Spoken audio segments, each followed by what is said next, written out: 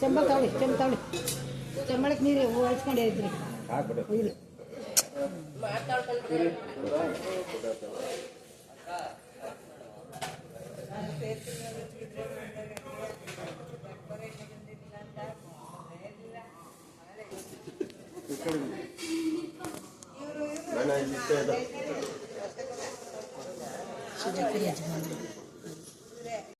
ಇದನ್ನೆಲ್ಲ ಕಣ್ಣಿಂದ ನೋಡಿ ಕಂಗಾಲಾಗ್ಬಿಟ್ಟಿದೀನಿ.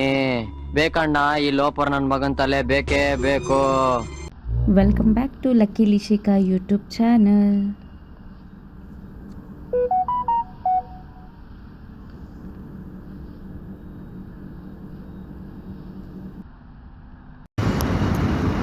ಬೆಳಗ್ಗೆ ಯಾಕಪ್ಪ ಅಪ್ಪ ಮಗಳೆಲ್ಲ ಕುತ್ಕೊಂಡು ಮೇನ್ ರೋಡಲ್ಲಿ ವೇಟ್ ಮಾಡ್ತಿದ್ದಾರೆ ಅಂತ ಅಂದ್ಕೊತಿದ್ದೀರಾ ಅಲ್ವಾ? ಏನಾದರೂ ಅರ್ಥ ಆಗ್ತಿದೆಯಾ? ಯಾಕೆ ಇಷ್ಟು ಬೆಳಗ್ಗೆ ಬೇಗ ಎದ್ದು ಮಕ್ಕಳಿಗೆಲ್ಲ ಚಳಿಯಲ್ಲಿ ಸ್ವೆಟ್ರ್ ಹಾಕ್ಕೊಂಡು ಯಾಕಾದರೂ ಕಾಯ್ತಿದ್ದಾರೆ ಅಂತ ಏನಾದರೂ ಗೊತ್ತಾಗ್ತಿದೆಯಾ? ನಿಮ್ಮ ಅಮ್ಮನ ಪಿಂಡ ಯಾವ ಬೋಳಿ ಮಗನಿಗೆ ಅರ್ಥವಾಗುತ್ತೆ. ಓಕೆ ಟೆನ್ಷನ್ ತಗೊಳ್ಳಿ. ಇವತ್ತು ನಾವೆಲ್ಲರೂ ನಾಗಮಂಗಲದಲ್ಲಿರೋ ಒಂದು ನಮ್ಮ ಮನೆ ದೇವ್ರಿಗೆ ಯಾವ ದೇವಸ್ಥಾನ ಅಂತ ಹೋಗ್ತಾ ನಿಮ್ಗೆ ಖಂಡಿತ ಗೊತ್ತಾಗುತ್ತೆ. ವಿಡಿಯೋನ ಕೊನೆ ತನಕ ನೋಡಿ.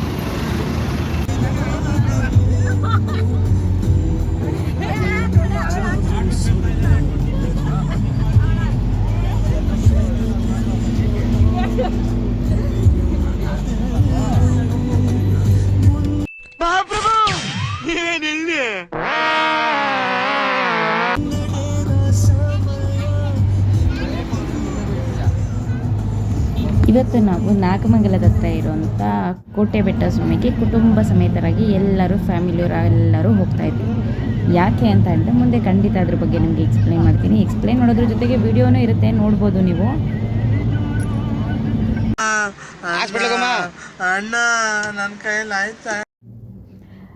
ನಾವು ನಾಗಮಂಗಲ ತಲುಪಿದ್ವಿ. ನಾಗಮಂಗಲ ಅಂದರೆ ತುಂಬ ಜನ ಗೊತ್ತಿದೆಯೋ ಗೊತ್ತಿಲ್ವೋ ಅದ್ರ ಬಗ್ಗೆ ನನಗೆ ಗೊತ್ತಿಲ್ಲ. ಯಾಕಂದರೆ ನನಗೆ ಗೊತ್ತಿರೋಷ್ಟು ವಿಷಯನ ನಾನು ಹೇಳ್ತೀನಿ.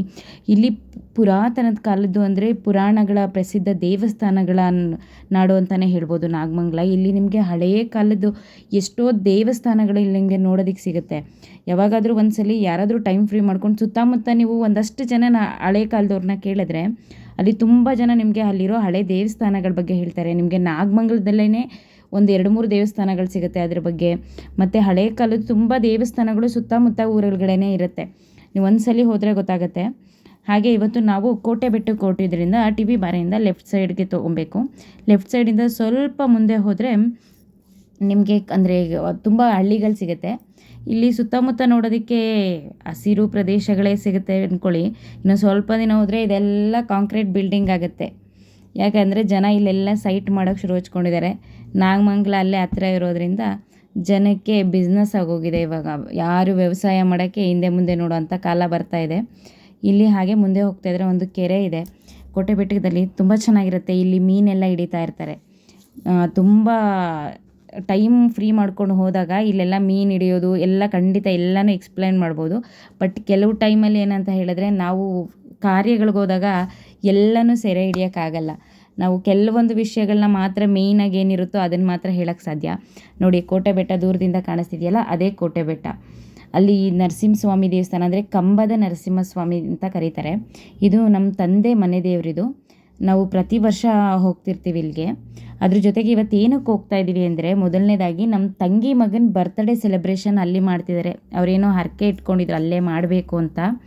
ಜೊತೆಗೆ ಮರಿಯೆಲ್ಲ ಕಟ್ ಮಾಡಿ ಅರ್ಸೇವೆ ಅಂತ ಕರೀತಾರೆ ನಮ್ಮ ಕಡೆ, ಅರ್ಸೇವೆ ಮಾಡಬೇಕು ಅಂತ ಅವ್ರು ಅಂದ್ಕೊಂಡಿದ್ರು. ಅದರಿಂದ ಅರ್ಸೇವೆಗೋಸ್ಕರ ಎಲ್ಲ ಫ್ಯಾಮಿಲಿಯವರೆಲ್ಲರೂ ಹೊರಟಿದ್ವಿ. ಫ್ಯಾಮಿಲಿಯವರೆಲ್ಲ ಹೊರಟಿಗೆ ಮೊದಲನೇ ದಿನ ಅಂದರೆ ಇದ್ದಿದ್ದು ಅರ್ಸೇವೆ ಭಾನುವಾರ, ನಾವೆಲ್ಲರೂ ಸಾಟರ್ಡೇನೇ ಹೊರಟಿದ್ವಿ. ಯಾಕೆ ಅಂತ ಹೇಳಿದ್ರೆ ಸಾಟರ್ಡೆ ಬಂದು ದೇವ್ರದ್ದು ಕಂಪ್ಲೀಟ್ ಅಭಿಷೇಕ ನಡೀತಾ ಇತ್ತು. ನಾವು ಅಭಿಷೇಕನ ಮಾಡಿಸ್ಕೊಂಡಾಗ ನಾಳೆಗೆ ನಮಗೆ ಸಂಡೇಗೆ ಜನ ಇರ್ತಾರಲ್ವ, ತುಂಬ ಜನ ಬರ್ತಾರೆ, ಅವಾಗಲ್ಲ. ಮತ್ತು ಸಾಟರ್ಡೇನೇ ದೇವ್ರದ್ದು ವಾರ ಇರೋದ್ರಿಂದ ಅಭಿಷೇಕ ಸಾಟರ್ಡೆ ಮಾಡಿಸಿದ್ರೆ ಒಳ್ಳೆಯದು ಅಂತೇಳಿ ಎಲ್ಲರೂ ಫ್ಯಾಮಿಲಿಯವರೆಲ್ಲ ಹೊರಟಿದ್ವಿ. ಅಭಿಷೇಕದ ಟೈಮ್ಗೆ ಕರೆಕ್ಟಾಗಿ ಎಲ್ಲರೂ ದೇವಸ್ಥಾನಕ್ಕೆ ರೀಚ್ ಆದ್ವಿ. ಅವರು ಅಂದರೆ ಪೂಜಾರಿ ಅವರೆಲ್ಲ ತೊಗೊಂಡಿರ್ತಾರೆ. ಇದು ನಿಮಗೆ ಕಾಣಿಸ್ತಿರೋದು ಮುಂದೆ ದೇವಸ್ಥಾನದ ಆರ್ಚು ಎಂಟ್ರಿ. ಬಟ್ ಆದರೆ ನಾವು ಇವಾಗ ಬೆಟ್ಟ ಹತ್ತಕ್ಕೆ ಹೋಗ್ತಿಲ್ಲ. ನನ್ನ ಮಗಳಿಗೂ ಮುಡಿ ಹರಕೆ ಇತ್ತಿದ್ರಿಂದ ಎಲ್ಲರೂ ನನ್ನ ಮಗಳು ಮತ್ತು ನಮ್ಮ ಅಕ್ಕನ ಮಗ ಇಬ್ಬರು ಮುಡಿ ಕೊಡಿಸ್ಬೇಕಿತ್ತು. ಅದಕ್ಕೆ ಮುಡಿ ಕೊಡೋವಂಥ ಜಾಗಕ್ಕೆ ರಸೀದಿ ತೊಗೊಂಡು ಹೊರಟ್ವಿ. ಅಲ್ಲಿ ಮುಡಿ ಕೊಡೋರು ಬಂದಿರಲಿಲ್ಲ ಅಂತ ಸ್ವಲ್ಪ ಹೊತ್ತು ವೆಯ್ಟ್ ಮಾಡ್ತಾಯಿದ್ವಿ. ಅಲ್ಲಿ ಬೇರೆ ಜನನೂ ಮುಡಿ ಕೊಡ್ಸೋಕೆ ಬಂದಿದ್ದರು. ಅವರು ಕೆಲವೊಬ್ಬರು ಮುಡಿ ಕೊಡಿಸ್ತಾಯಿದ್ರು. ನನ್ನ ಮಗಳಿಗೆ ಮುಡಿ ಕೊಡ್ಸೋಕೆ ಸ್ಟಾರ್ಟ್ ಮಾಡಿದ್ರು. ನನ್ನ ಮಗಳಿಗೆ ಅಂದರೆ ತುಂಬ ಹಠ ಮಾಡ್ತಾಯಿದ್ಲು ಮುಡಿ ಕೊಡೋದಕ್ಕೆ. ಅವಳಿಗೆ ಮುಡಿ ಕೊಡಿಸಿದ ನಂತರ ನಮ್ಮ ಅಕ್ಕನ ಮಗಳಿಗೆ ಮುಡಿ ಕೊಡಿಸ್ಬೇಕಿತ್ತು.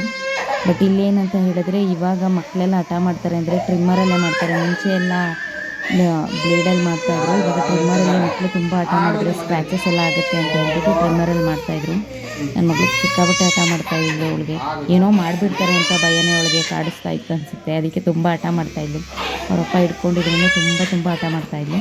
ಸ್ವಲ್ಪ ಹೊತ್ತಾದಮೇಲೆ ಮುಡಿಯೆಲ್ಲ ಮುಗಿಸ್ಕೊಂಡು ಅವಳಿಗೆ ಮುಡಿಯೆಲ್ಲ ಕೊಟ್ಟಿದ್ದಾಯಿತು. ನೆಕ್ಸ್ಟ್ ಅವಳಿಗೆ ಸ್ನಾನ ಎಲ್ಲ ಮಾಡಿಸ್ಬೇಕಿತ್ತು. ಅಲ್ಲಿ ಬಿಸಿನೀರು ವ್ಯವಸ್ಥೆ ಅಂದರೆ ಎಲ್ಲ ಇರಲ್ಲ. ನಾವೇ ಬೇರೆ ಅಲ್ಲಿ ಇರೋ ಮನೆಗಳಲ್ಲಿ ಕೇಳ್ಕೊಂಡು ಬಿಸಿನೀರನ್ನ ತೊಗೋಬೇಕಾಗಿತ್ತು. ಕಂಪ್ಲೀಟ್ ಮುಡಿ ಆದಮೇಲೆ ನೋಡಿ ನನ್ನ ಮಗಳು ಹೆಂಗೆ ಕಾಣಿಸ್ತಿದ್ದಾಳೆ ಅಂತ ಇವಾಗ.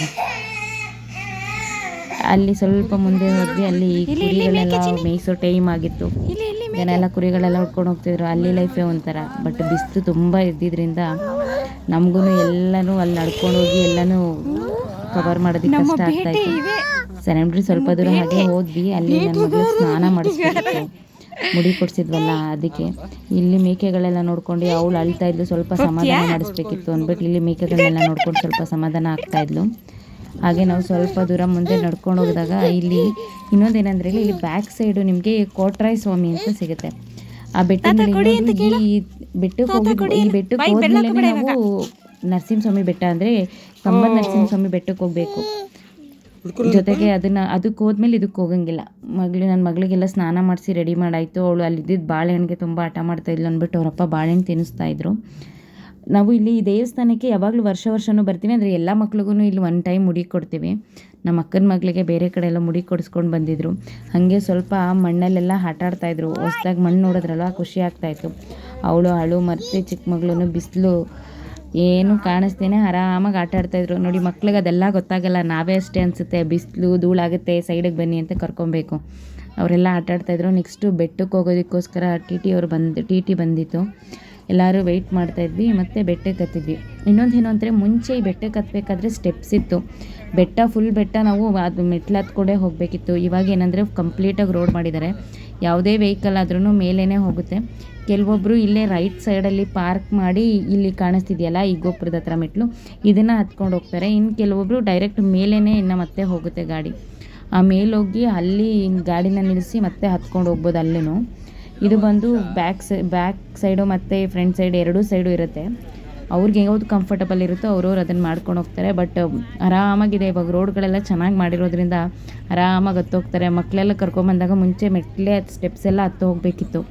ಆವಾಗ ಆಗ್ತಾರೆ, ತುಂಬ ಕಷ್ಟ ಆಗ್ತಾಯಿತ್ತು. ನೆಕ್ಸ್ಟು ಇಲ್ಲಿ ಮಕ್ಕಳೆಲ್ಲ ಸುತ್ತಮುತ್ತ ವಾತಾವರಣವೂ ಚೆನ್ನಾಗಿರುತ್ತೆ. ಬೆಟ್ಟದ ಮೇಲಿಂದ ನೋಡಿದ್ರೆ ಎಲ್ಲ ಕಾಣಿಸುತ್ತಲ್ಲ, ಊರುಗಳೆಲ್ಲ ಚಿಕ್ಕದಾಗಿ ಕಾಣಿಸ್ತಿರುತ್ತೆ, ನೋಡೋಕೆ ಚೆನ್ನಾಗಿರುತ್ತೆ. ಬಟ್ ನಾವು ದೇವಸ್ಥಾನ ತಲುಪಿದ ನಂತರ ಮೇಲ್ಗಡೆ ಹೋಗಬೇಕಿತ್ತು. ಯಾಕಂದರೆ ಅಭಿಷೇಕ ಮಾಡಿಸ್ಬೇಕಿತ್ತು. ಅದಕ್ಕೆ ಅಭಿಷೇಕ ಆಲ್ರೆಡಿ ಸ್ಟಾರ್ಟ್ ಆಗಿ ಫಿನಿಶ್ ಆಗೋಗಿತ್ತು. ನಾವೆಲ್ಲರೂ ಮುಡಿ ಕೊಡಿಸ್ಬಿಟ್ಟು ಬರೋಷ್ಟರಲ್ಲಿ ನಮ್ಮ ಅಕ್ಕವರೆಲ್ಲ ಅಟೆಂಡ್ ಮಾಡ್ತಾಯಿದ್ರು. ಜೊತೆಗೆ ಇಲ್ಲಿ ದೇವಸ್ಥಾನದ್ದು ಏನಂದರೆ ಇದು ಎಂಟ್ರಿಯಲ್ಲೇ ಇದೆ ಕಾಣಿಸೋದು ನಿಮಗೆ. ಇದು ನೀವು ಪಿಕ್ಚರಲ್ಲೆಲ್ಲ ನೋಡಿರ್ತೀರಲ್ಲ, ಸೇಮ್ ಅದೇ ಕಾನ್ಸೆಪ್ಟೇ ಇಲ್ಲಿರೋದು. ನೆಕ್ಸ್ಟು ಇದನ್ನೆಲ್ಲ ನೋಡ್ಕೊಂಡು ಇಲ್ಲೇ ಕಾಲು ತೊಳ್ಕೊಂಡು ಎಲ್ಲರೂ ಮೇಲ್ಗಡೆ ಹತ್ತಿದ್ವಿ. ಸ್ಟೆಪ್ಸ್ ಹತ್ತಿ ಮುಂದೆ ಹೋದ್ವಿ. ದೇವಸ್ಥಾನದ ಗರ್ಭಗುಡಿ ಒಳಗಡೆ ಹೋಗಬೇಕಿತ್ತಲ್ವ, ಎಲ್ಲರೂ ಹಾಗೆ ಸ್ಟೆಪ್ಸ್ ಹತ್ತಿ ಎಲ್ಲರೂ ವೆಯ್ಟ್ ಮಾಡ್ತಾಯಿದ್ರು. ಆಲ್ರೆಡಿ ದೊಡ್ಡವ್ರು ನಮ್ಮ ಕಡೆಯವರೆಲ್ಲ ಹೋಗಿದ್ರು, ವೆಯ್ಟ್ ಮಾಡ್ತಾ ಕೂತಿದ್ರು ನಾವು ಬರೋದು ಲೇಟ್ ಆಗ್ತಿದೆ ಅಂತ. ಮತ್ತು ನೋಡಿ ನಮ್ಮ ಮಕ್ಕಳೆಲ್ಲ ಅಲ್ಲೇ ಕೂತ್ಕೊಂಡಿದ್ದಾರೆ ಆಲ್ರೆಡಿ ದೇವ್ರ ದರ್ಶನ ಎಲ್ಲ ಮುಗಿಸ್ಕೊಂಡು. ನೆಕ್ಸ್ಟು ನಮ್ಮಮ್ಮವರೆಲ್ಲ ಪೂಜೆಗೆಲ್ಲ ರೆಡಿ ಮಾಡ್ಕೊಳ್ತಾಯಿದ್ರು. ನಮ್ಮ ಮಕ್ಕಳೆಲ್ಲ ಪೂಜೆಗೆ ಏನೇನು ಬೇಕಾಗಿರುತ್ತೆ ಆ ವಸ್ತುಗಳನ್ನೆಲ್ಲ ರೆಡಿ ಮಾಡಿಕೊಂಡು ಪೂಜೆ ಎಲ್ಲ ಕೊಟ್ಟಿದ್ರು. ಯಾಕಂದರೆ ಅಲ್ಲೇ ಆಲ್ರೆಡಿ ಅಭಿಷೇಕಕ್ಕೆಲ್ಲ ಐಟಮ್ ಕೊಟ್ಬಿಟ್ಟಿದ್ರು. ಮತ್ತು ಪೂಜೆಗೊಂದು ಕೊಡಬೇಕಿತ್ತು, ಅದನ್ನು ರೆಡಿ ಮಾಡ್ಕೊಂಡು ನೆಕ್ಸ್ಟು ನಾನೇನು ಮಾಡಿದೆ, ಈ ಸುತ್ತಮುತ್ತ ನೋಡೋದಕ್ಕೆ ತುಂಬ ಚೆನ್ನಾಗಿತ್ತು. ನೋಡಿ ಇಷ್ಟು ಚೆನ್ನಾಗಿ ಕಾಣಿಸ್ತಿದೆ ಅಂತ ಹೇಳಿ ಅದನ್ನೆಲ್ಲ ಸ್ವಲ್ಪ ಹೊತ್ತು ನೋಡ್ತಾ ನಿಂತ್ಕೊಂಡಿದ್ವಿ. ನೆಕ್ಸ್ಟು ಪೂಜೆಗೆ ಕರೀತಾಯಿದ್ರು ಮನೇಲೆಲ್ಲರೂ ಅಂದ್ಬಿಟ್ಟು ಪೂಜೆಗೆ ಅಭಿಷೇಕದ್ದು ನಡೀತಾಯಿತ್ತು. ಅಲ್ಲೂ ಅಭಿಷೇಕ ಮುಗಿಸ್ಕೊಂಡ್ವಿ. ಅಭಿಷೇಕ ಮುಗಿಸ್ಕೊಂಡಿದ್ದ ನಂತರ ನಾವು ಅಲ್ಲಿ ಎಲ್ಲರೂ ಅಂದರೆ ನಾವು ಒಬ್ಬರದೇ ಇರೋಲ್ಲ, ಅಭಿಷೇಕ ಎಷ್ಟು ಜನದಿರುತ್ತೋ ಎಲ್ಲರಿಗೂ ಒಟ್ಟಿಗೆ ಕೆಲವೊಂದು ಟೈಮಲ್ಲಿ ಮಾಡ್ತಿರ್ತಾರೆ. ಯಾಕಂದರೆ ಸಾಟರ್ಡೆ ಟೈಮಲ್ಲಿ ತುಂಬ ರಶ್ ಇರುತ್ತೆ ದೇವಸ್ಥಾನ. ಅದಕ್ಕೋಸ್ಕರ ತುಂಬ ಜನ ಇರೋದ್ರಿಂದ ಎಲ್ಲರೂ ಅವ್ರವ್ರ ಫ್ಯಾಮಿಲಿ ಸಪ್ರೇಟಾಗಿ ಕೂತ್ಕೊಂಡು ಮಾಡ್ತಿರ್ತಾರೆ ಅಭಿಷೇಕನ. ಪ್ರಸಾದ ಎಲ್ಲ ರೆಡಿ ಮಾಡ್ತಿರ್ತಾರೆ. ಎಲ್ಲರೂ ಅವ್ರವ್ರದ್ದೇ ಆದ ಪ್ರಸಾದಗಳ ಟೈಪ್ ಇರುತ್ತಲ್ಲ, ಅವ್ರವ್ರು ಅದನ್ನು ರೆಡಿ ಮಾಡ್ಕೊಳ್ತಿರ್ತಾರೆ. ಅಭಿಷೇಕ ನಡೀತಿದೆ, ಗೊತ್ತಾಗ್ತಿರುತ್ತೆ ನಿಮಗೆ ನೋಡ್ತಿದ್ರೆ.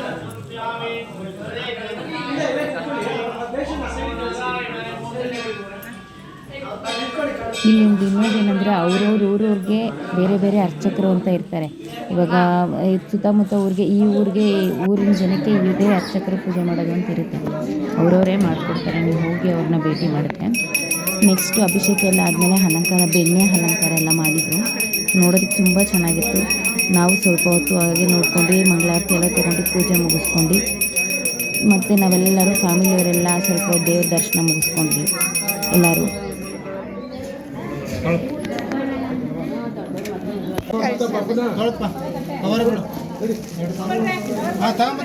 ನೆಕ್ಸ್ಟ್ ದೇವ್ರ ದರ್ಶನ ಎಲ್ಲ ಆದಮೇಲೆ ನೆಕ್ಸ್ಟು ಪ್ರಸಾದ ಮೇಯ್ನ್ ಇಂಪಾರ್ಟೆಂಟ್. ಪ್ರಸಾದಕ್ಕೆ ಬರಲೇಬೇಕು. ಇದೇನೋ ಔಷಧಿ ಬಾಟ್ಲ್ ಅಂದ್ಕೊಂಬಿಡಿ, ಅದು ತೀರ್ಥದ ಬಾಟ್ಲು.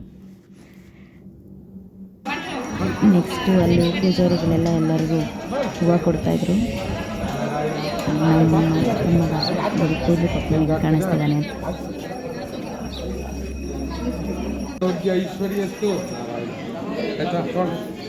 ನೆಕ್ಸ್ಟ್ ನಮ್ಮ ಮಕ್ಕಳಿಗೆಲ್ಲ ಅಂತರ ಕಟ್ಟಿಸ್ಬೇಕಿತ್ತು. ಎಲ್ಲರೂ ಒಂದೊಂದು ಅಂತರ ಕಟ್ಟಿಸ್ಕೊಂಡ್ವಿ ಅವ್ರವ್ರ ಮಕ್ಕಳುಗಳಿಗೆ. ಅಂತರ ಕಟ್ಟಿಸಿದ ನಂತರ ದೇವರಿಗೆ ಒಂದು ನಮಸ್ಕಾರ ಹಾಕಿ ನಮ್ಮ ಅಕ್ಕನ ಮಗಳು ನಾನು ಕಟ್ಟಿಸ್ಕೊಂತೀನಿ ಅಂತ ಆಟ ಮಾಡ್ತಿದ್ರು ಅಂತ ಅವಳಿಗೂ ಕಟ್ಟಿಸಿದ್ರು. ಅಂತರ ಕಟ್ಟಿಸ್ಕೊಂಡಿದ್ದ ನಂತರ ಸ್ವಲ್ಪ ಪ್ರಸಾದನೆಲ್ಲ ಹಂಚ್ಬೇಕಿತ್ತು. ಅಂದರೆ ನಾವು ಯಾರ್ಯಾರು ಅವರವರು ಮಾಡಿರ್ತಾರಲ್ವ ಆ ಪ್ರಸಾದಗಳನ್ನೆಲ್ಲ ಹಂಚಬೇಕಿತ್ತು. ಸರಿ ಅಂದ್ಬಿಟ್ಟು ಹಂಚೋಣ ಅಂದ್ಬಿಟ್ಟು ಪ್ರಸಾದನ ಸೈಡ್ಗೆ ನಮ್ಮ ಅಕ್ಕನ ಮಗ ಎಲ್ಲ ಪಾತ್ರೆ ಎಲ್ಲ ತೊಗೊಂಡೋಗಿ ಸೈಡಲ್ಲಿ ಇಟ್ಕೊಂಡಿದ್ರು. ಪ್ರಸಾದನ ಹಂಚೋದಕ್ಕೆ ಸ್ಟಾರ್ಟ್ ಮಾಡಿ ನಮ್ಮ ಅಕ್ಕನ ಮಗ.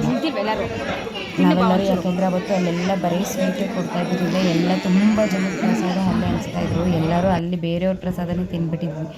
ನಮಗೆ ನಾವು ಮಾಡಿರೋ ಪ್ರಸಾದನ ತಿನ್ನೋಷ್ಟರಲ್ಲಿ ಬೇಜಾರೇ ಆಗಿಬಿಟ್ಟಿತ್ತು, ಅಷ್ಟು ಸ್ವೀಟು. ಓಕೆ, ಸುತ್ತಮುತ್ತ ನೋಡಿ ಹೇಗಿದೆ ಅಂತ ನೋಡ್ತಾ ಇದ್ರೆ ಗೊತ್ತಾಗುತ್ತೆ.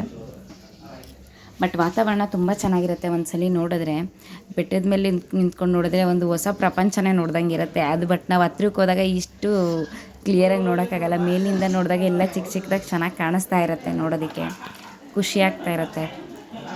ಹಾಗೆ ಸ್ವಲ್ಪ ಹೊತ್ತು ಅದನ್ನೆಲ್ಲ ನೋಡಿಕೊಂಡು ನೆಕ್ಸ್ಟ್ ಮತ್ತೆ ಬ್ಯಾಕ್ ನಾವು ಊರಿಗೆ ಬರಬೇಕಿತ್ತು. ಅಭಿಷೇಕ ಅಷ್ಟೇ ಇವತ್ತಿದ್ದಿದ್ದು. ನಾಳೆ ಬಂದು ಮಗುದು ಬರ್ತಡೇ ಮತ್ತು ಅರ್ಸೇವೆ ಊಟದ, ಅಂದರೆ ಇಲ್ಲೆಲ್ಲ ನಾನ್ ವೆಜ್ ಊಟನೇ ಮಾಡೋದು. ಸಾಟರ್ಡೇನೂ ನಾನ್ ವೆಜ್ ಊಟನೇ ಪ್ರಸಾದಕ್ಕೆಲ್ಲ ಇಲ್ಲಿ ಕೊಡ್ತಿರ್ತಾರೆ. ಅಲ್ಲೆಲ್ಲ ನೋಡಿಬಿಟ್ಟು ಮತ್ತೆ ಇಲ್ಲೆಲ್ಲನೂ ಸ್ವಲ್ಪ ಹೊತ್ತು ನೋಡಿದ ನಂತರ ನಮ್ಮ ಅತ್ತೆಯವ್ರಿಗೆ ಮತ್ತೆ ರಿಟರ್ನ್ ಬಂದ್ವಿ. ಅಂದರೆ ಮಾರ್ನಿಂಗ್ ಹೋಗ್ಬೇಕಿತ್ತಲ್ವ, ಇಲ್ಲಿ ನಮ್ಮ ಅತ್ತೆಯವರು ದೊಂದೆ ಮಾದಳೆ ಅಂತ ಅಲ್ಲಿ ಸ್ವಲ್ಪ ಹೊತ್ತು ಸ್ಟೇ ಆಗಿರ್ತೀವಿ. ನೆಕ್ಸ್ಟು ಅಲ್ಲೆಲ್ಲ ಮುಗಿಸ್ಕೊಂಡು ನಮ್ಮ ಅತ್ತೆಯವ್ರಿಗೆ ಬಂದ ಮೇಲೆ ನೆಕ್ಸ್ಟ್ ಡೇ ಮತ್ತು ನೆಕ್ಸ್ಟ್ ಡೇಗೆ ನಮ್ಮ ಅತ್ತೆಯವರಲ್ಲಿಂದ ಮುಗಿಸ್ಕೊಂಡು ವಾಪಸ್ಸು ಅರ್ಸೇವೆ, ಅಂದರೆ ಬರ್ತಡೇ ಸೆಲೆಬ್ರೇಷನ್ ಅರ್ಸೇವೆ ಎರಡು ನಡೀತಾ ಇದ್ದಲ್ಲ ಆ ಜಾಗಕ್ಕೆ ಬಂದ್ವಿ. ಎಲ್ಲರೂ ಅಂದರೆ ಬರೋ ದಾರಿಯಲ್ಲಿ ಹೇಗಿದೆ ಎಲ್ಲರೂ ರೆಡಿಯಾಗಿ ಬರ್ತಾಯಿದ್ವಿ.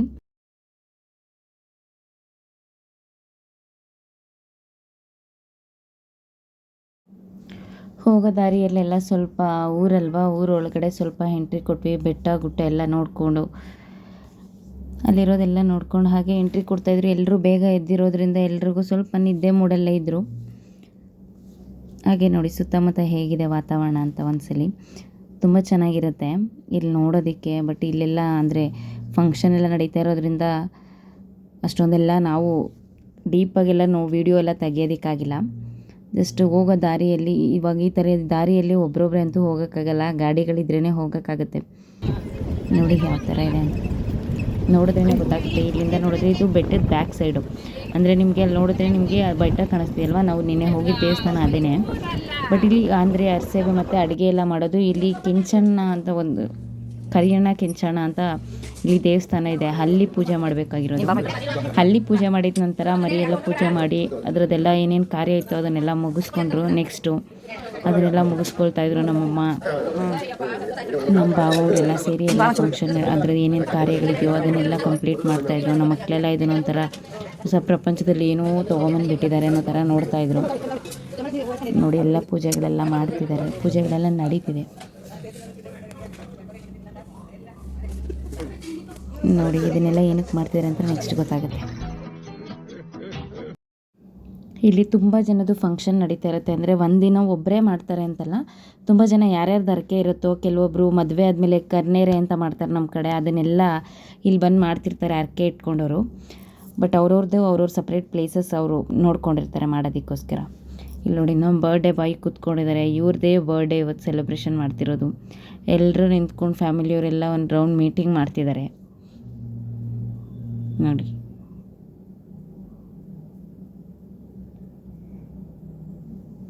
ಎಲ್ಲರೂ ಯಾವ ಥರ ಮಾಡ್ತಾರೆ. ನೆಕ್ಸ್ಟ್ ಇದಾದಮೇಲೆ ಇದೆಲ್ಲ ನಾರ್ಮಲ್ ಬಾಡೂಟ, ಸಾಕದೆ. ಬಾಡೂಟ ಅಂದಿದ ತಕ್ಷಣ ಎಲ್ಲರೂ ಗೊತ್ತಿದೆ, ಗೌಡ್ರು ಅಂದಿದ ತಕ್ಷಣ ಬಾಡೂಟದಲ್ಲಿ ನಾವು ಮೇಲಿರ್ತೀವಿ ಯಾವಾಗಲೂ. ನಾನ್ ವೆಜ್ ಆದಾಗ ಫಸ್ಟ್ನೇ ಪಂಕ್ತಿಯಲ್ಲಿ ಕುತ್ಕೊಂಡು ತಿಂದರೆ ಊಟ, ಇಲ್ಲಾಂದರೆ ಊಟ ಸಿಗಲ್ಲ. ಇಲ್ಲಿಗೆ ಹೋದಾಗಲೇ ಫಂಕ್ಷನ್ ಟೈಮಲ್ಲಿ ನಾನ್ ವೆಜ್ ಊಟ ಅಂದಿದ ತಕ್ಷಣ ಫಸ್ಟ್ನೇ ಪಂಕ್ತಿಯಲ್ಲಿ ಊಟ ಮಾಡಿದ್ರೆ ಮಾತ್ರ ಚೆನ್ನಾಗಿ ಊಟ ತಿನ್ಬೋದು. ಇಲ್ಲ ಅಂತ ಹೇಳಿದ್ರೆ ಊಟ ಏನು ಸಿಗಲ್ಲ. ಎಲ್ಲರೂ ಬಾಕ್ಸ್ ಊಟ ಮಾಡ್ಕೊಂಡು ಹೋಗೋದಕ್ಕಿಂತ ಬಾಕ್ಸೇ ತೊಗೊಂಡು ಹೋಗ್ಬಿಟ್ಟಿರ್ತಾರೆ. ನಿಮ್ಗೆ ಊಟ ಸಿಗಬೇಕು ಅಂದರೆ, ಚೆನ್ನಾಗಿ ತಿನ್ನಬೇಕು ಅಂದರೆ ನೀವೇನು ಮಾಡಬೇಕು, ಮೊದಲನೇ ಪಂಕ್ತಿಯಲ್ಲೇ ಊಟ ಕೂತ್ಕೊಂಡು ಊಟ ಮಾಡಿಬಿಡ್ಬೇಕು. ಇದೆ, ಇಲ್ಲೊಂದು ಸಮಸ್ಯೆ ಖಂಡಿತ ಇದೆ. ಇಲ್ಲಾಂದರೆ ಬಾಕ್ಸಲ್ಲೆಲ್ಲ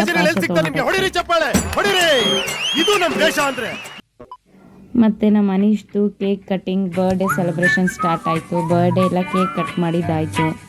ನೆಕ್ಸ್ಟು ಎಲ್ಲರೂ ಕೇಕ್ ಕಟ್ ಮಾಡಿದ ತಕ್ಷಣ ಏನೇನು ಗಿಫ್ಟ್ ಬಂದಿದೆಯೋ ಅಂತ ಅನೀಶ್ ಎಲ್ಲ ಕಲೆಕ್ಟ್ ಮಾಡ್ಕೊಂಡು ಅನೀಶ್ ಇಟ್ಕೊಂಡಿದ್ದ. ಅವನಿಗೊಂಥರ ಕ್ಯೂರಿಯಾಸಿಟಿಯಲ್ಲೆಲ್ಲ ಓಪನ್ ಮಾಡ್ತಾ ನೋಡ್ಕೊಂಡಿದ್ದ. ಬರ್ಡೇ ವಿಡಿಯೋ ಮಾಡೋಕ್ಕಾಗಿರಲಿಲ್ಲ. ಓಕೆ, ನೆಕ್ಸ್ಟು ಎಲ್ಲರೂ ಬರ್ಡೇ ಮುಗಿಸ್ಕೊಂಡು ಮತ್ತೆ ಬ್ಯಾಕ್ ಟು ಬ್ಯಾಂಗ್ಳೂರು.